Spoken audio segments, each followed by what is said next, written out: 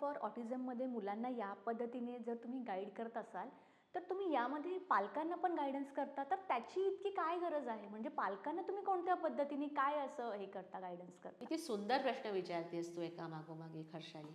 तू पालकांचा विचार केलास. मुळात अरुलामध्ये किंवा जो अप्रोच आपला डेव्हलप झालेला आहे, अरुला फॉर ऑटिझम हे तर नावाजलेलं आता मोठं ग्लोबल व्हेंचर झालेलं आहे. गेल्या 5 वर्षापासून आपण या व्हेंचरमध्ये आहोत, ॲज अ ग्लोबल व्हेंचर. पण माझा प्रवास तर मागच्या 23 वर्ष चालू आहे ना.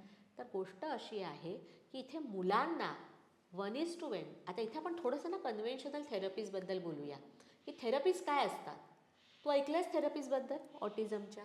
नाही, मला पण इतकी माहिती नव्हती. मी तेच सांगते की माझ्यासारखे अनेक जण असतील ज्यांना माहिती आहे, पण पूर्ण डिटेलमध्ये तुला माहिती नाही. समजावते आणि त्या सगळ्यांना समजावते की ज्यांना थेरपी प्रकार हा माहीत नाही. ज्या आया आता बघतात आणि ज्यांची बाळं स्पेक्ट्रमवर आहेत त्यांना नक्की कळून चुकेल की त्यांना नक्की त्या रिलेट करू शकतील की अरे थेरपी म्हणजे डोक्याला ताप.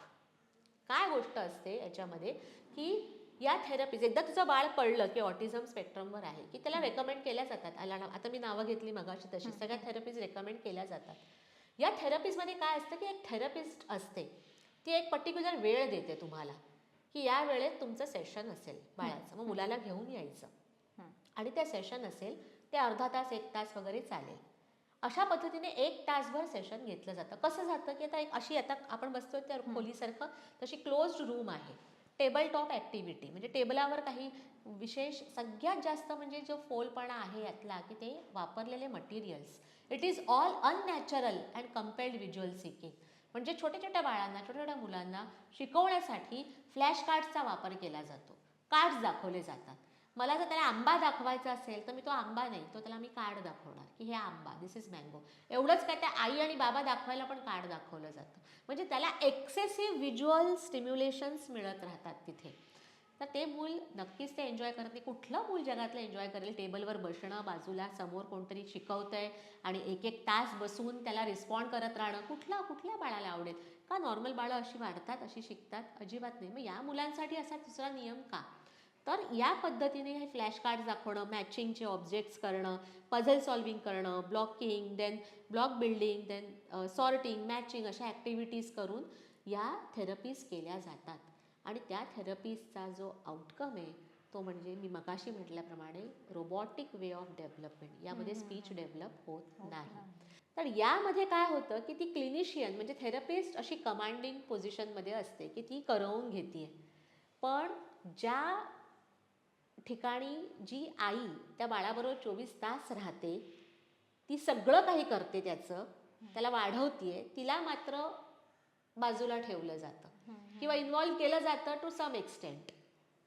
असे बरेच थेरपी सेशन्स आहेत ज्यामध्ये आईला बाहेर ठेवलं जातं आणि स्क्रीनवर फक्त दाखवलं जातं आतमध्ये काय चाललेलं आहे.